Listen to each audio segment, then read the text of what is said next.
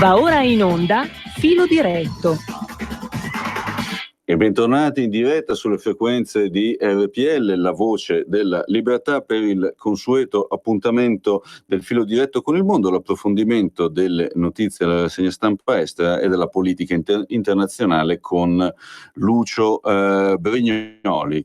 Oggi nel corso di questo appuntamento daremo conto di un po' di notizie relative alle elezioni europee ormai eminente, e all'assetto delle alleanze a livello continentale. Poi approfondiremo un filo che collega il Russiagate americano degli Stati Uniti con l'Italia e l'Università Link Campus.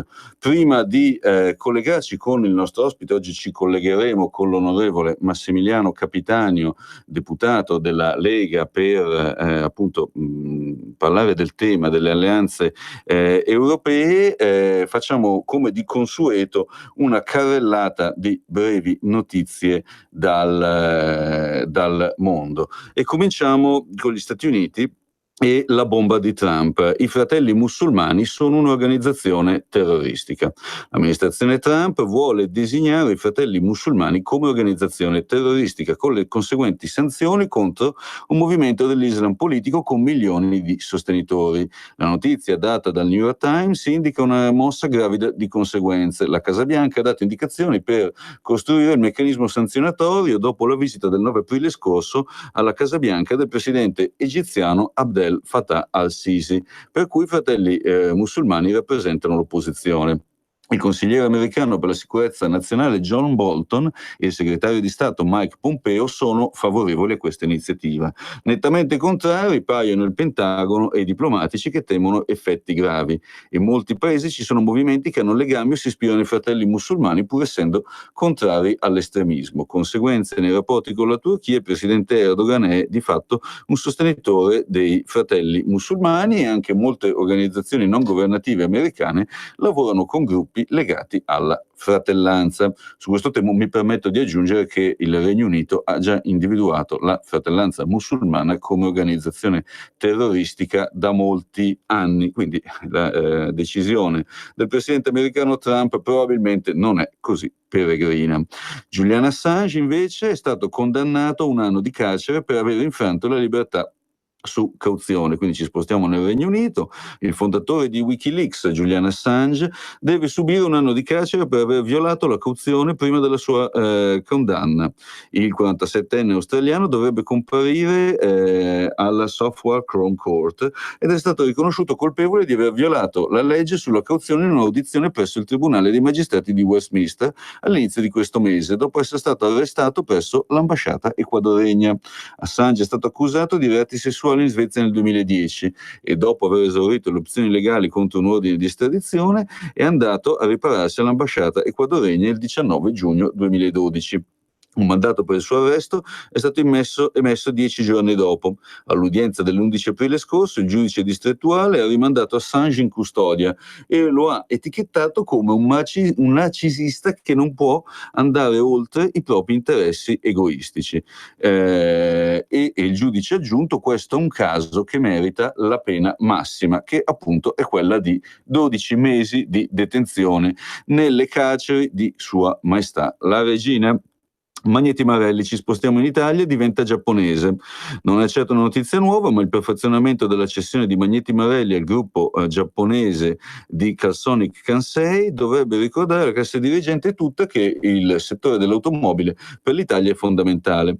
La sua internazionalizzazione è inesorabile, ineludibile, più che mai necessaria, ma va detto che il gruppo FCA, la vecchia Fiat, parla sempre meno italiano. Difficile non far finta che la sede fiscale sia ad Amsterdam e un manager inglese, Mike Manley, ha preso la leadership dopo la morte di Marchionne, e i piani per un'alleanza con un altro gruppo sono ormai dietro l'angolo. Quindi un gruppo globale che fraziona il rischio geopolitico delle varie marche per affrontare la competizione a livello globale.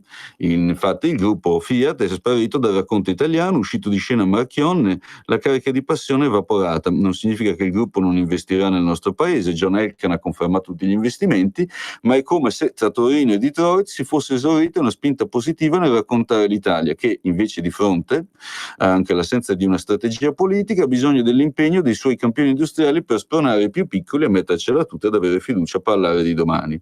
Dunque la notizia che FCA incassa un corrispettivo in contanti dei giapponesi per circa 5,8 miliardi di euro grazie alla cessione di Magneti Marelli è sicuramente positiva per l'azienda, positiva anche per gli azionisti che avranno una distribuzione di utili pari a 2 miliardi di euro sull'operazione. Tante belle parole riservate appunto dal CEO Mike Manley ai dipendenti di Magneti Marelli per il loro impegno nel fornire prodotti innovativi e sostenere gli obiettivi di Fiat Chrysler Automobiles.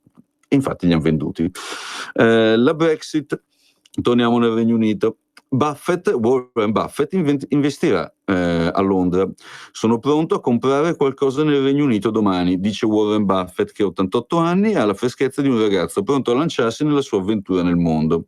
Il saggio di Omaha, con la sua società di partecipazioni, Berkshire Hathaway, ha sempre puntato quasi tutte le sue carte sull'America e decenni di profitti lo hanno trasformato in una leggenda per qualsiasi giocatore in borsa. Fino al 2010 ha sempre fatto meglio del mercato, da quel momento ha rallentato, ma Buffett resta quello da inseguire come minimo per non finire fuori strada. Il terzo uomo più ricco del mondo, 86 miliardi di dollari di patrimonio personale, ora ha deciso di mettere più risorse nello shopping all'estero e l'isola d'Inghilterra gli sembra il porto naturale dove approdare. Ha già in portafoglio le azioni di Tesco, uno dei giganti inglesi della grande distribuzione, e nonostante l'investimento non sia andato per niente bene, ha ancora tutta l'intenzione di riprovarci, Brexit o no. E parliamo di un tipo che è guidato da 2 regole. Prima regola, non perdere soldi. Seconda regola, non dimenticare la prima regola. Dunque prudenza e non promettere troppo. Investimenti di lungo periodo è un obiettivo, fare meglio dell'indice Standard & Poor's, quello delle grandi imprese a Wall Street. Facebook e criptovalute, 1,5 miliardi di utenti al giorno. A questa platea che non ha uguali in tutto il mondo, Facebook offrirebbe la possibilità di fare transazioni in criptovaluta. Si chiama Progetto Libra, $1 miliardo di investimento in ricerca.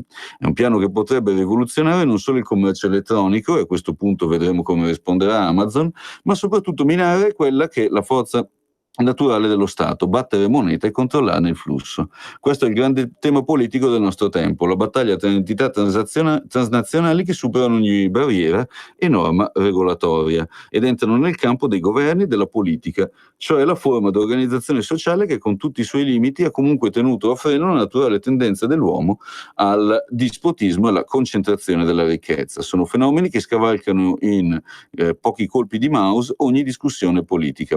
Riguarda tutti i governi, prima di tutto quello americano, che però può premere su queste aziende della Silicon Valley e provare a usarle come cavallo di Troia nel resto del mondo. È l'Europa il terreno di caccia più grande, un mercato gigantesco di consumatori distratti e leader politici non più sintonizzati con la realtà che viene continuamente curvata dalla tecnologia.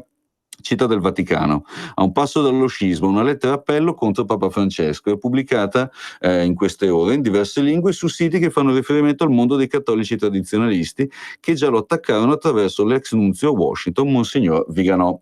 La lettera non è firmata da nomi di grido, ma dietro c'è tutto il mondo tradizionalista che anche in Vaticano osteggia il Papa e di fatto apre la strada a una frattura con ogni probabilità insanabile con il resto del cattolicesimo. È un mondo con importanti rapporti negli Stati Uniti, una tela che si rifà a Steve Bannon, per il quale le politiche sociali del Papa sui migranti e sull'economia sono il nemico. Alla lettera è associata anche una raccolta di firme. Accusiamo Papa Francesco di aver dimostrato pubblicamente e pertinacemente, con le sue parole e con le sue azioni, di credere nelle seguenti proposizioni, contrarie a verità divinamente rivelate. È la premessa di un elenco di punti della dottrina che, secondo gli autori della lettera, sarebbero stati messi in discussione dal pontefice. Spagna, il socialista Sánchez potrebbe governare anche senza gli indipendentisti catalani. Scampato il pericolo di una svolta verso l'ultradestra, la Spagna affronta da oggi il cammino che porterà alla formazione di un governo socialista socialista, 11 anni dopo la vittoria di Zapatero. Non sarà semplicissimo per Pedro Sánchez, che ha vinto la notte elettorale, perché neppure l'appoggio di Podemos, già offertagli dal leader Pablo Iglesias, gli consentirà di mettere insieme una maggioranza parlamentare. Ma il dato decisivo è il tracollo storico dei popolari di Pablo Casado, mai così in basso in 40 anni, che ha frustrato qualsiasi speranza del fronte conservatore di poter ambire alla guida dell'esecutivo. Sánchez governerà comunque probabilmente senza dover ricorrere all'imbarazzante per lui sostegno degli indipendentisti catalani. Trump invita Orban a Washington. Il presidente degli Stati Uniti Donald Trump ospiterà il primo ministro ungherese Viktor Orban per colloqui il 13 maggio, ha dichiarato Budapest giovedì scorso. Il portavoce di Orban ha dichiarato su Twitter che la riunione è stata confermata dal ministro degli esteri e che all'ordine del giorno sarebbero stati posti la sicurezza energetica, la cooperazione per la difesa, le relazioni bilaterali e la sicurezza regionale. Il segretario di Stato americano Mike Pompeo ha visitato l'Ungheria a febbraio. Sotto l'amministrazione Trump c'è un rispetto reciproco nei rapporti politici fra Stati Uniti e Ungheria, sottolinea il governo ungherese. E con questo abbiamo terminato la lettura delle brevi. Contrariamente a quanto annunciato all'inizio di questa rubrica, non ci collegheremo con l'onorevole Massimiliano Capitanio, ma siamo collegati con l'onorevole Paolo Formentini, che sentiamo dopo la sigla. Qui Parlamento. Perché senza sigla non si può fare il collegamento. Onorevole Paolo Formentini, deputato della Lega alla Camera dei Deputati e membro della Commissione Esteri, ben trovato sulle frequenze di RPL. Buongiorno Lucio. Buongiorno, sono contento di sentirti, pensavo che non ci saremmo sentiti oggi come da abitudine e da tradizione, sono molto felice di questa sorpresa che mi hai fatto. So che in questo periodo siete tutti molto impegnati tra il collo di bottiglia dei provvedimenti, dei decreti da convertire nella discussione parlamentare e la campagna elettorale per le europee, quindi non so quanto tempo tu abbia da dedicarci, però volevo con te introdurre il tema delle alleanze europee per le elezioni del prossimo 26 di maggio, tema su cui poi abbiamo preparato alcune letture, anche perché il 18 maggio è prevista la manifestazione della Lega a Milano, dove dovremmo ricevere la visita di molti dei leader alleati per queste elezioni europee. Prego Paolo. Grazie Lucio, e in qualche modo si è riusciti a collegarci anche oggi. Ecco, le prossime elezioni europee, accennavi, il 26 maggio prossimo, saranno un momento di svolta, un momento epocale, perché quell'Europa che abbiamo conosciuto fino ad oggi con il voto dei nostri concittadini, ma di tutti i popoli d'Europa, finalmente sanciranno un cambiamento di passo, un cambiamento di quella che è stata finora l'Europa. Un'Europa, lo diciamo sempre, delle banche, della burocrazia, un'Europa che dovrà invece tornare in mano ai popoli, un'Europa che dovrà anche iniziare ad essere democratica, perché a nostro avviso, l'abbiamo sempre denunciato, oggi l'Europa con un Parlamento che di fatto non può fare nulla, non legifera, non è democratico, non lo è a sufficienza, assolutamente. Quindi il nostro impegno per il 26 maggio è riunire tutte quelle forze che giudicano che l'azione attuale dell'Europa non sia un'azione che difende gli interessi degli Stati membri, gli interessi dei popoli che compongono l'Europa, ma solo gli interessi delle multinazionali e delle lobby. Ecco, questa sarà la svolta, e per farlo Matteo Salvini ha continuamente intessuto una fitta trama di relazioni, di rapporti, di alleanze che porterà appunto a questa svolta epocale della quale stiamo parlando. Una svolta epocale che vedrà i cosiddetti movimenti sovranisti, anzi noi siamo orgogliosamente sovranisti, contrapporsi ai socialisti, e qua ci sarà il grande lavoro diplomatico da fare per far sì che il Partito Popolare rompa quella che è quella tradizionale alleanza appunto con i socialisti e formi una nuova alleanza per dar vita a una nuova Europa. Molto in questo scenario dipenderà anche dalla posizione di Fidesz, del partito del presidente ungherese Viktor Orban, tradizionalmente membro del Partito Popolare Europeo, ma un po' alla porta. È ovvio che, lo sappiamo, l'Ungheria fa riferimento, diciamo, alla politica tedesca, e anche nel Partito Popolare tedesco c'è un dibattito tra chi lo vorrebbe fuori dalla compagine europea dei popolari e chi invece guarda più a destra e vorrebbe continuare a tenere il presidente ungherese all'interno del raggruppamento dei popolari. E in questo senso le maggioranze nel prossimo Parlamento europeo potranno essere solo due: o i popolari con i socialisti o i popolari con i populisti. Su questo, Paolo, abbiamo degli sviluppi? No, gli sviluppi ovviamente sono in corso e l'auspicio è che vada a buon fine quanto tu hai descritto. Abbiamo visto di recente, proprio per questo, la visita di Matteo Salvini in Ungheria, che ha visitato i confini ungheresi così ben difesi da Orban. L'Italia con l'Ungheria ha lanciato un segnale chiaro: basta l'invasione, fermiamola. L'abbiamo fermata in Italia per mare e per terra, in Ungheria da terra. Ecco, questo quindi nei valori dice che siamo uniti, siamo assolutamente uniti nella difesa delle identità europee, di quelle radici profonde che non celano mai. E però abbiamo bisogno di alleati che in ogni paese europeo si stanno piano piano palesando e compariranno quasi magicamente sul palco della manifestazione di Milano il prossimo 18 maggio.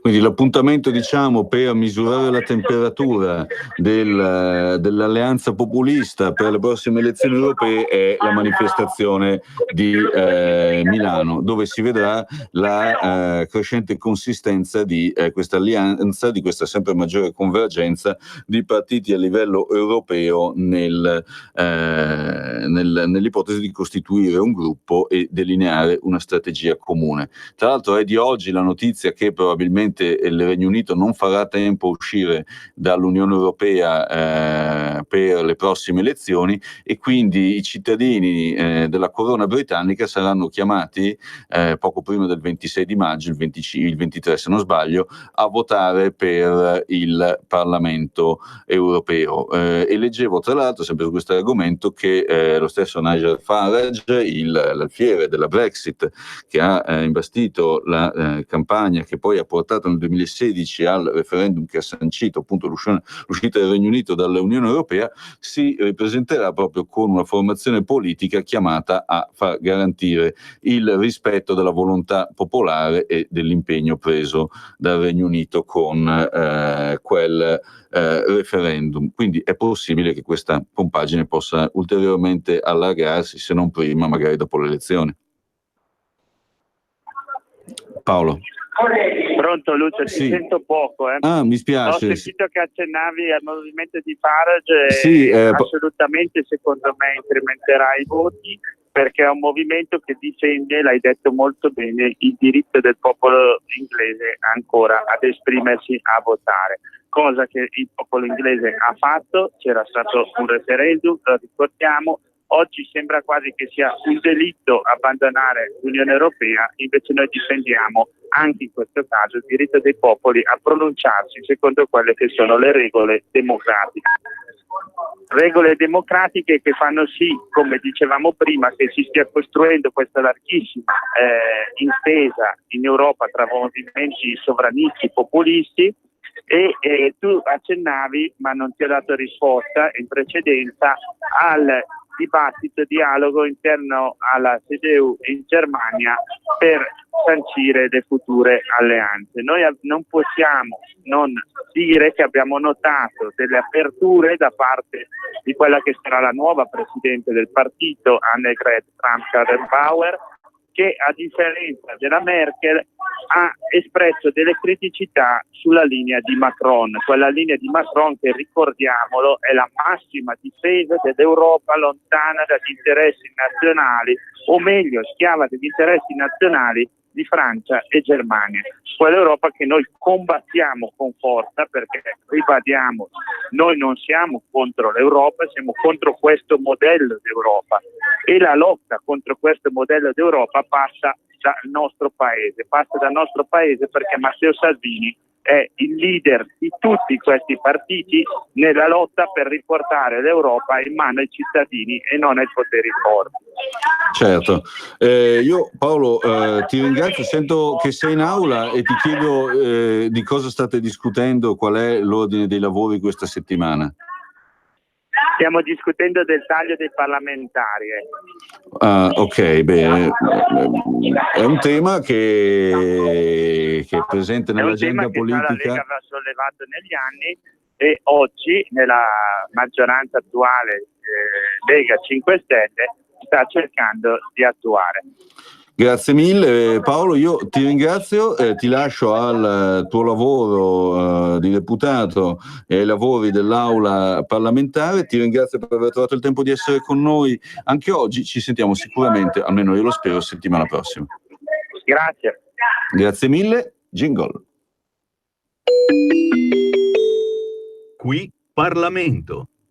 E quindi abbiamo sentito il nostro ospite, abbiamo fatto una veloce carrellata del tema europeo su cui adesso torniamo con la lettura di un paio di articoli su appunto gli equilibri di cui parlavamo poco fa con il nostro ospite. Dovrei riuscire a leggere un articolo prima dello stacco pubblicitario, l'altro lo leggeremo dopo. Andiamo in Spagna e leggiamo dell'intervista a Santiago Abascal del partito Vox, che è entrato per la prima volta nel Parlamento spagnolo con circa il 10% dei consensi e che sarà alleato alla Lega alle prossime elezioni europee. Parola di Vox: Puigdemont è un delinquente, sia Salvini su frontiere e sovranità.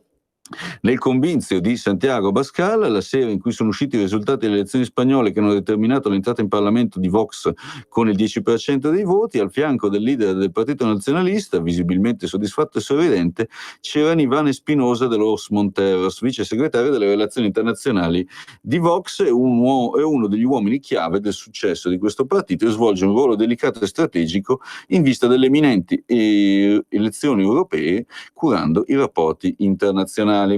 Dopo aver studiato economia all'Istituto Cattolico de Administración y Dirección de Empresas, ha vissuto e studiato negli Stati Uniti e si definisce un imprenditore. Suo padre Carlos ha ricoperto incarichi di primo piano nel governo spagnolo e è stato presidente della Iberia, la compagnia di bandiera spagnola, dal 1982 al 1985.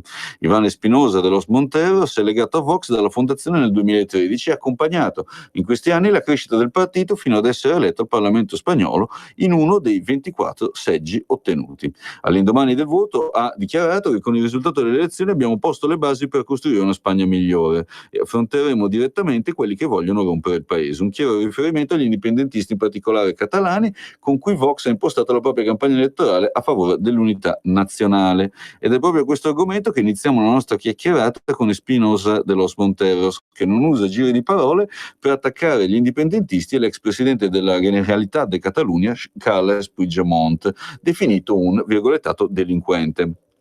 Quale sarà la vostra posizione sulla questione catalana ora che siete in Parlamento? La nostra linea sull'argomento è di massima trasparenza ed a favore della legge dell'unità nazionale. Occorre massima fermezza e una politica che favorisca il ritorno della legge in una situazione di normalità per gli spagnoli che vivono in Catalogna. Secondo lei Puigdemont potrà tornare in Spagna?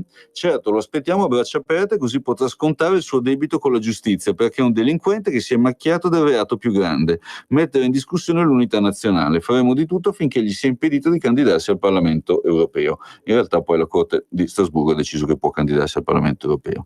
Il risultato delle elezioni di domenica influenzerà anche quello delle europee? Il risultato di queste elezioni politiche in Spagna avrà conseguenze anche sulle europee. A maggio in Spagna si voterà anche per le municipali in alcune comunità autonome, perciò sarà importante anche l'esito di queste elezioni.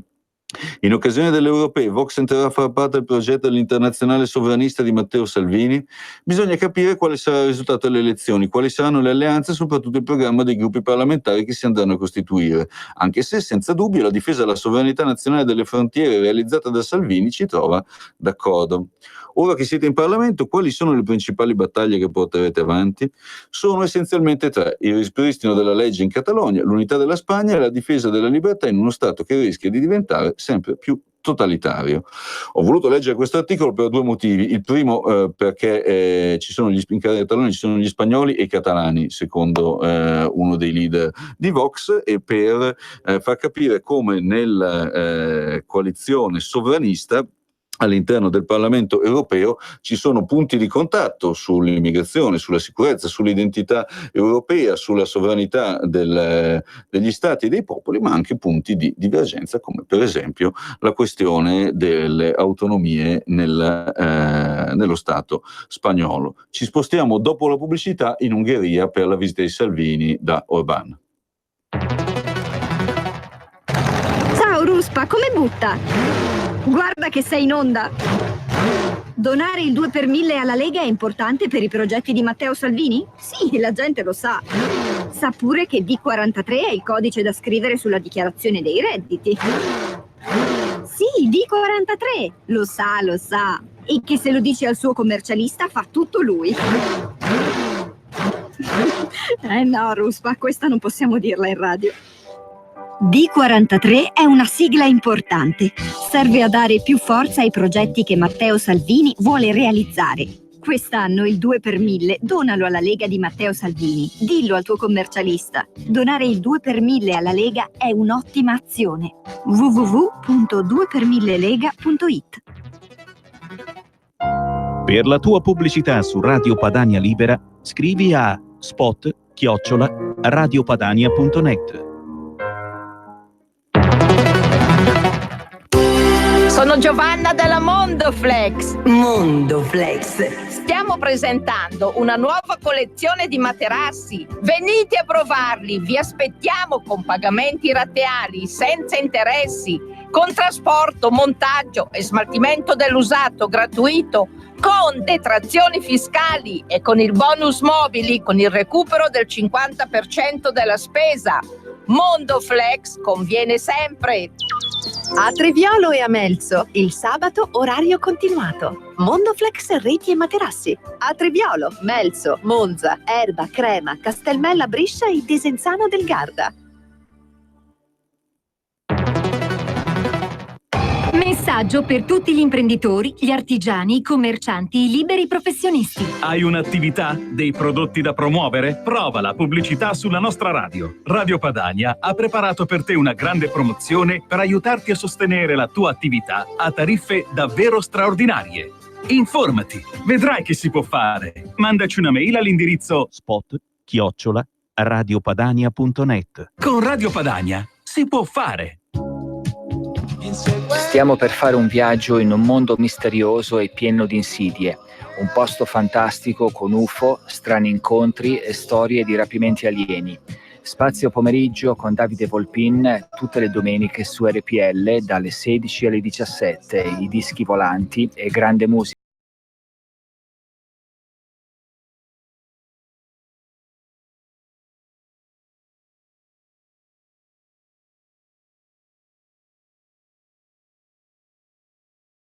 Di nuovo in diretta per la seconda parte della nostra rubrica sulla politica internazionale, filo diretto di RPL, la voce della libertà.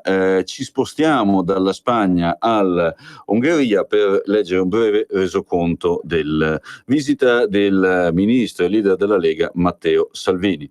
La Lega pensa a un'alleanza con il Partito Popolare Europeo dopo le elezioni del 26 maggio? Risposta di Orbán: ci spero. Intanto faccio i miei migliori auguri agli amici spagnoli che portino il vento del cambiamento anche a Madrid. 24 ore prima dell'apertura delle urne in Spagna, Salvini si è inserito sulle uniche onde radio in grado di sintonizzare il carroccio con uno dei possibili scenari del voto iberico. Ha manifestato via Twitter il sostegno a Santiago Abascal, leader di Vox. Contemporaneamente ha messo nero su bianco la speranza di chiudere un accordo col PPE, la cui succursale spagnola, il PP, ha strizzato l'occhio a Vox per tutta la campagna elettorale. Per completare il puzzle però manca un tassello, uno solo, il più noto, il rapporto con Viktor Orban, che rappresenta l'ala destra del PPE. Orban rimane nel PPE per poter trascinare dentro Salvini? Bene ha fatto, dice Orban, Conte a stringere accordi con Xi Jinping. Largo a Salvini? Viene in Ungheria, un paese in cui è considerato un amico. Salvini ha un ruolo politico fondamentale, noi abbiamo interesse a consolidare con lui un buon rapporto. La gente qui lo vede come un compagno della stessa sorte, subiamo entrambi attacchi, ma lui è l'eroe che ha fermato per primo la migrazione dal mare, noi sulla terra. Il Partito Popolare Europeo si sta preparando a compiere un suicidio, vuole legarsi alla sinistra e così andare insieme a fondo. Non leghiamoci alla sinistra, cerchiamo un'altra strada, quella della cooperazione con la destra europea. Non sappiamo quale formazione Salvini costituirà, ma speriamo riesca a crearne una forte. Il Partito Popolare Europeo deve collaborare con questa destra europea. Un ruolo chiave però lo può svolgere anche Forza Italia e il gruppo di Berlusconi a far parte del Partito Popolare Europeo, dice Viktor Orban e continua. L'Europa aveva una dinamica interna costruita su 4 protagonisti: Germania, Regno Unito, Mediterraneo e Mitteleuropa. Il rapporto fra questi 4 attori formava un equilibrio politico che ora si è dissolto. Il Regno Unito ha scelto di andarsene, la Germania ha raccolto troppi vantaggi senza condividerli e i paesi dell'Europa centrale hanno avuto uno sviluppo più rapido del previsto, tanto che grosso modo entro il 2030 diventeranno contributori netti dell'Unione.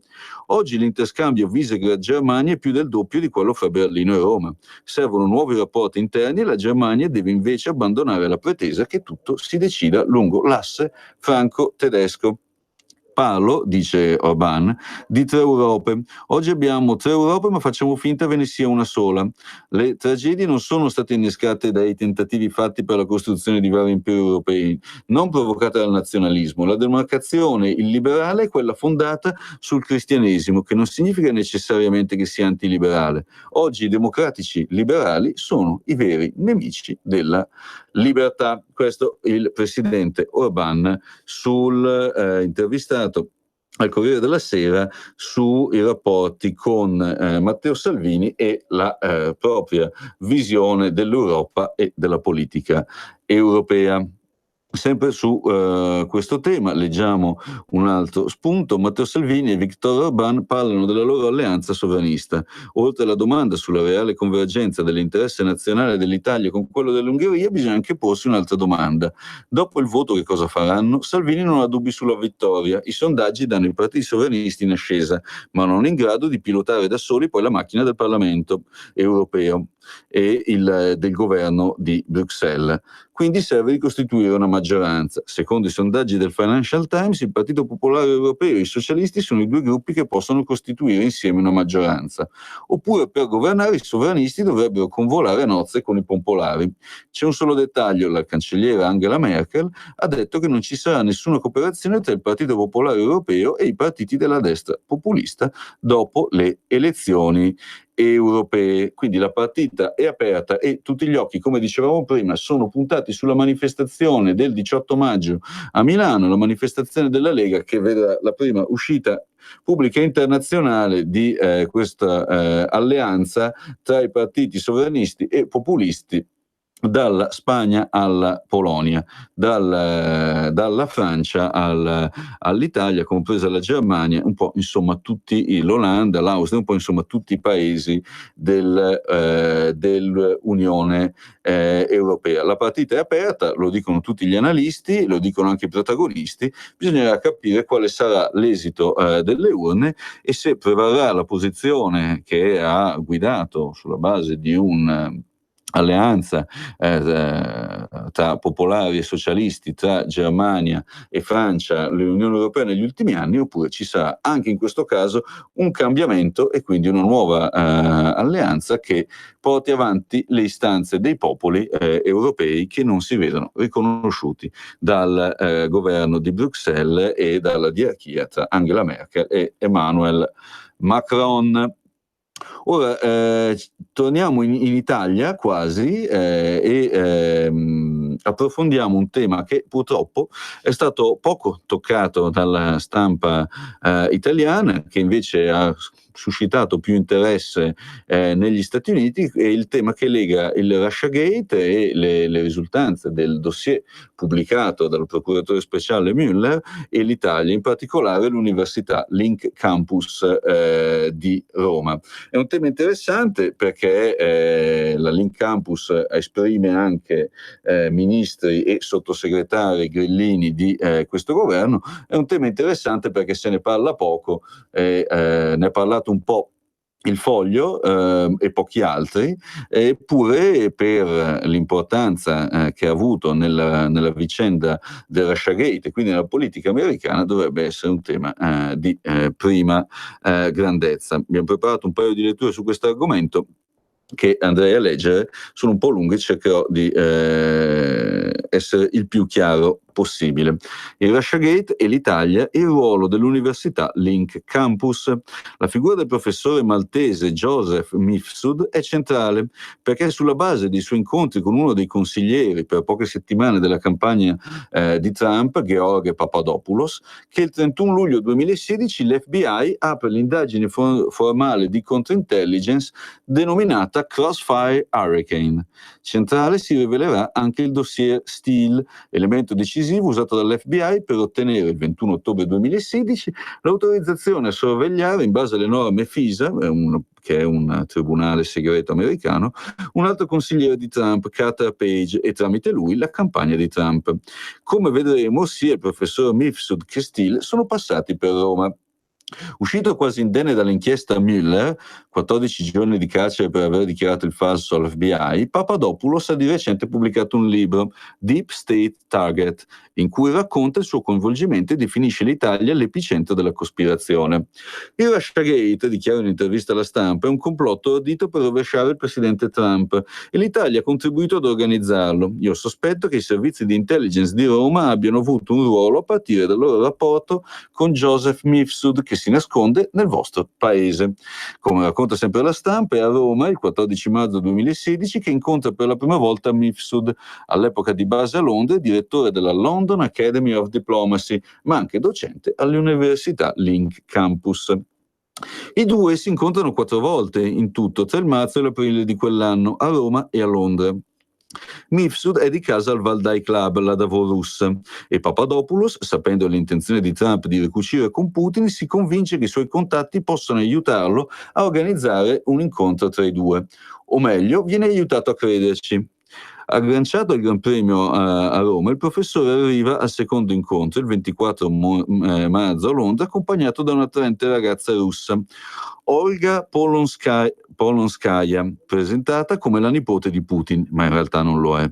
Papadopoulos è sempre più convinto di aver trovato l'uomo giusto. Il 26 aprile, sempre a Londra, Mifsud gli confida di aver incontrato a Mosca esponenti di alto livello del governo russo, che gli hanno fatto sapere di avere roba sporca sulla Clinton, migliaia delle sue mail hackerate. Dunque Mifsud sarebbe un testimone chiave del Russiagate. Peccato che scompaia nel nulla poco dopo aver raggiunto la fama grazie a un articolo del Washington Post che il 30 ottobre 2017 rivela per la prima volta il suo nome. 2 giorni dopo, in un'intervista alla Repubblica del suo studio alla Link Campus, nega di aver mai parlato di segreti riguardanti Hillary Clinton, sciocchezze, e di conoscere uomini dell'apparato di governo russo. Sostiene di essersi limitato a favorire rapporti tra esperti. I suoi contatti sono solo accademici, si definisce di sinistra, persino clintoniano, e figura ancora oggi come funzionario dell'autorità protezione dati dell'Unione europea, indicato dall'autorità bancaria europea. Comunque poi svanisce nel nulla ed è tuttora irrintracciabile. Sembra strano che nessuno nell'FBI né altre agenzie americane e europee si comporti come se Mifsud fosse davvero un agente russo. Nessuno ha cercato di arrestarlo né messo in allerta gli alleati, nonostante i danni che potrebbe aver arrecato grazie ai suoi rapporti con politici di primo piano, istituzioni e agenzie di sicurezza occidentali, rapporti continuati come se nulla fosse anche dopo l'arresto e la confessione di Papadopoulos. Circa una settimana dopo averlo interrogato, l'FBI ha sentito anche il professore, che si trovava tranquillamente a Washington per una conferenza del Dipartimento di Stato americano, ma non fu né arrestato né incriminato da Robert Mueller. È una figura ben nota quella di Mifsud nei circoli accademici, politici, diplomatici e di intelligence occidentali. Teneva corsi a funzionari di polizia e di servizi, soprattutto inglesi e italiani. Significativo il suo rapporto di lunga data con la diplomatica britannica Claire Smith, membro della Joint Intelligence Committee del Regno Unito. In Italia, dopo il suo coinvolgimento nel Russiagate, lo definisce un caro amico Gianni Pittella, ex capogruppo dei socialisti al Parlamento europeo, esponente di punta del PD, fervente clintoniano e anche lui di casa alla Link Campus, dove da anni ex funzionari e analisti della NSA e della CIA insegnano. Dal 2010 anche l'FBI forma studenti nell'Università Romana, fondata dall'ex ministro dell'Interno Vincenzo Scotti. Una sparizione misteriosa e perfettamente organizzata quella di Mifsud, che pare impossibile senza coperture professionali. Papadopoulos è convinto che sia tenuto nascosto in Italia, che fosse un asset dei servizi italiani o inglesi, che interagiva con l'FBI, a cui era stato affidato il compito di adescarlo, dargli false informazioni sulle mail hackerate ai democratici, nella speranza che le aggirasse alla campagna di Trump per costruire un falso scenario di collusione. L'offerta di un aiutino russo per vincere le elezioni. Se è così, ha in parte funzionato. La rivelazione di Mifsud a Papadopoulos sulle mail ha fornito all'FBI il pretesto per lanciare la full investigation sulla campagna Trump. Stiamo parlando del 2016, quando Renzi era il premier in Italia. Mifsud era vicino alla sinistra e Pittella lo aveva anche invitato ad una cena con Hillary Clinton durante la campagna presidenziale, racconta Papadopoulos. Insomma, ce n'è abbastanza per porre alle autorità italiane qualche domanda su Mifsud. Ma c'è un altro caso che potrebbe collocare le origini del Russiagate in Italia, a Roma. È il caso iPyramid, dal nome attribuito dagli investigatori al malware con il quale Giulio e Francesca Maria Occhionero avrebbero hackerato migliaia di account email e PC per spiare in pratica tutto il mondo politico ed economico italiano e carpirne le informazioni. Tra gli account presi di mira, qualcuno ricorderà quelli di politici, istituzioni, ministeri, società ed enti pubblici. Tra le vittime di primo piano degli attacchi riusciti o tentati spiccano l'allora Presidente del Consiglio Matteo Renzi, il senatore Mario Monti, il Presidente della BCE Mario Draghi, il cardinale Ravasi. Nel luglio 2018 i due sono stati condannati in primo grado per accesso abusivo a sistemi informatici. Nessun sviluppo ancora per quanto riguarda il procedimento parallelo per il più grave reato di procacciamento di notizie concernenti alla sicurezza dello Stato. Ma continuano a proclamarsi innocenti e anzi denunciano di essere vittime di un disegno precostituito. Tanto da aver sporto denuncia alla Procura della Repubblica di Perugia e scritto al Congresso americano all'FBI. In effetti contraddizioni e coincidenze sospette non mancano nella vicenda. A cominciare da quella strana domanda che Maurizio Mazzella, amico di Giulio Occhionero, accusato di favoreggiamento, ha raccontato di essersi sentito rivolgere durante una perquisizione la mattina del 9 gennaio 2017, lo stesso giorno dell'arresto degli Occhionero, da parte degli agenti del Centro Nazionale Anticrimine Informatico per la protezione delle infrastrutture critiche della Polizia Postale. Chi è il vostro contatto nella campagna Trump? Domanda a cui quel giorno non fece nemmeno caso, ma che nei mesi successivi, alla luce degli sviluppi del Russiagate, gli torna in mente, insieme all'interesse mostrato allora dagli agenti per le attività e i rapporti di Giulio Occhionero negli Stati Uniti. Nel 2018, tornato in libertà dopo un anno di custodia cautelare in carcere, in una lettera alle commissioni del Congresso americano che si occupano del Russiagate, all'FBI e all'ambasciata americana in Italia, nonché in un esposto alla Procura di Perugia, Occhionero denuncia il tentativo di intrusione nei server della sua società Westland Securities, situati negli Stati Uniti, effettuato durante la perquisizione del 5 ottobre 2016 davanti ai suoi occhi dagli agenti della Polizia Postale. Di fatto sostiene la violazione dello spazio cibernetico cibernetico americano, ma denuncia anche che da successivi controlli sarebbe emersa un'attività continuata di hacking da parte delle stesse autorità almeno dall'aprile 2015 al febbraio 2016, effettuata tecnicamente impersonando l'identità digitale della Microsoft. Il sospetto avanzato da Occhio Nero nelle sue denunce alla Procura di Perugia e al Congresso americano è che, anche con il caso iPyramid, qualcuno abbia voluto far credere all'FBI di poter rinvenire elementi utili alle indagini su Russiagate contro Trump, magari le stesse mail hackerate dai russi sui suoi server americani. La risposta a queste domande potrebbe essere custodita nella rogatoria internazionale, con la quale la Procura di Roma ha chiesto e ottenuto di acquisire quei server, rogatoria il cui contenuto non ha però voluto produrre in giudizio nonostante la richiesta della difesa. Chiamato a testimoniare nel processo, il responsabile FBI dell'ambasciata americana a Roma, Ramsey, ha comunicato attraverso un legale la sua intenzione di non presentarsi. Ora, la vicenda, come capite, è abbastanza complessa, difficile da decifrare, però manifesta degli elementi che meriterebbero un minimo di approfondimento e di dibattito.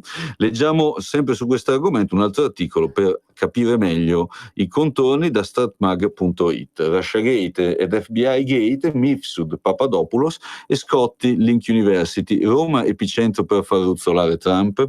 Dopo quasi 2 anni di indagini, il procuratore speciale Robert Mueller ha diffuso il suo rapporto su Russiagate. Le sue conclusioni tuttavia erano già note da qualche settimana, da quando cioè Mueller ha consegnato il documento nelle mani dell'attorney general William Barr, lesto a dichiarare che le tanto chiacchierate collusioni tra il comitato elettorale e il candidato Donald Trump e i russi non c'era stata.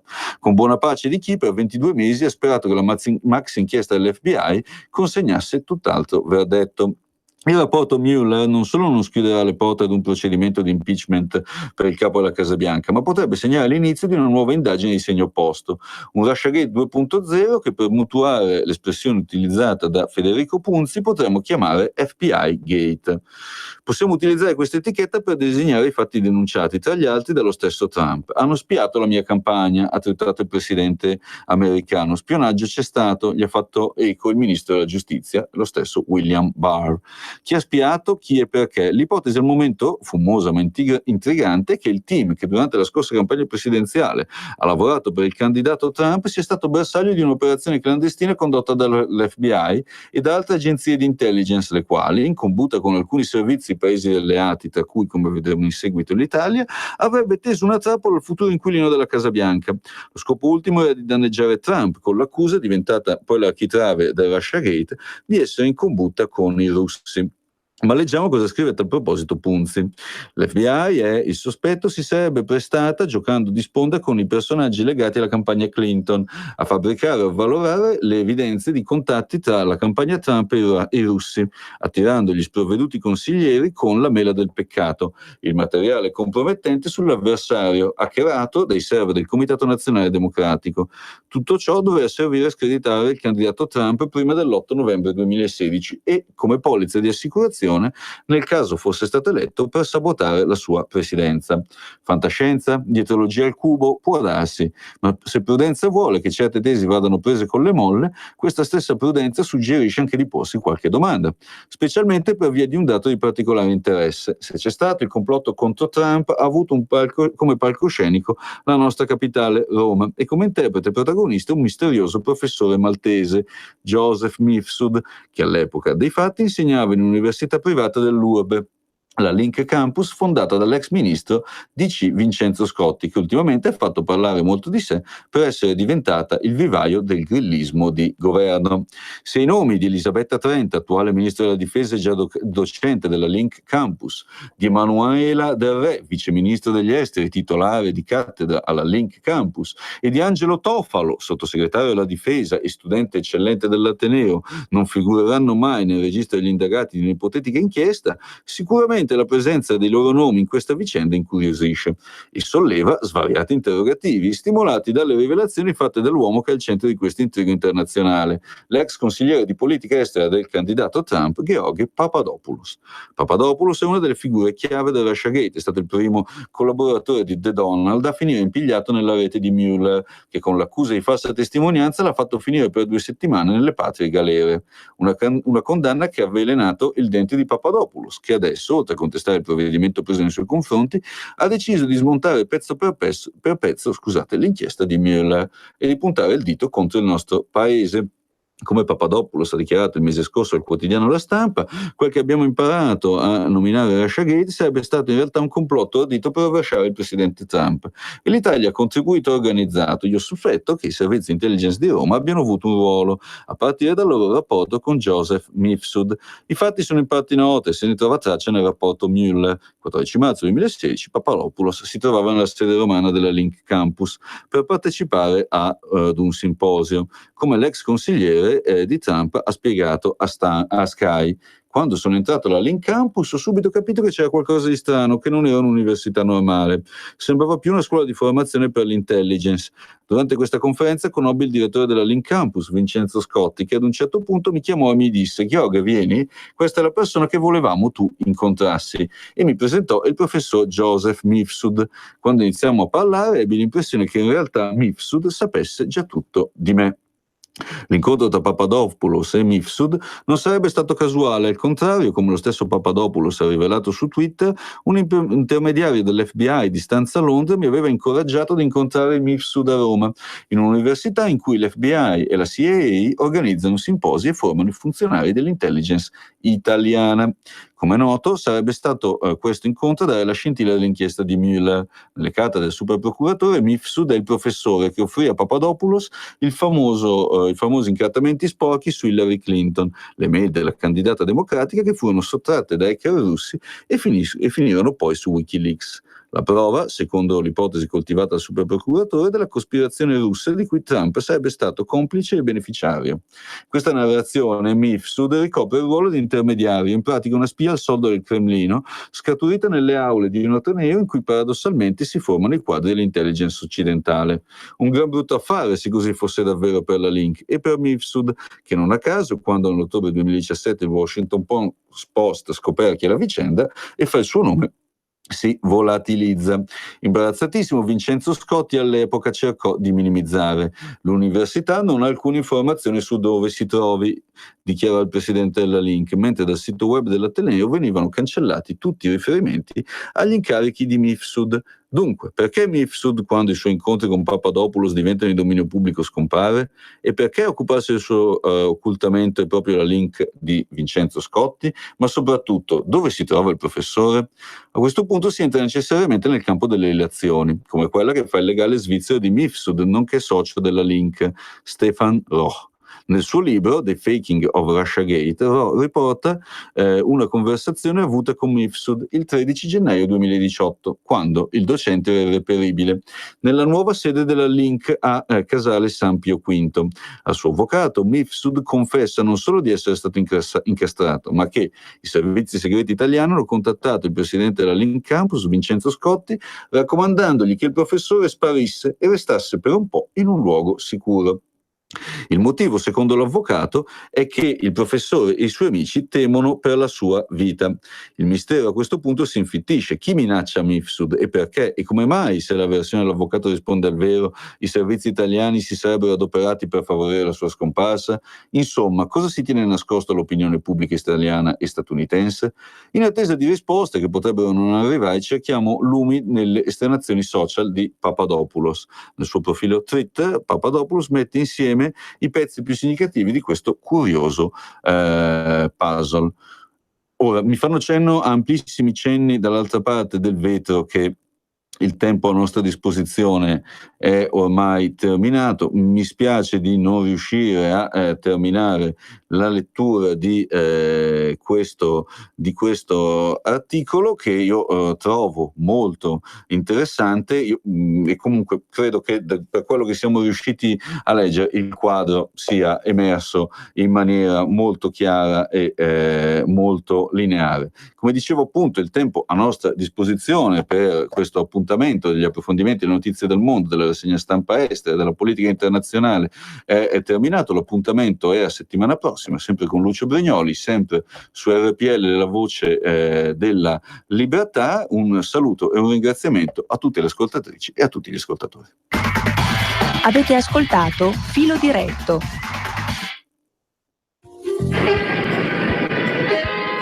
Ed edizione straordinaria, edizione straordinaria. No, grazie. Io voglio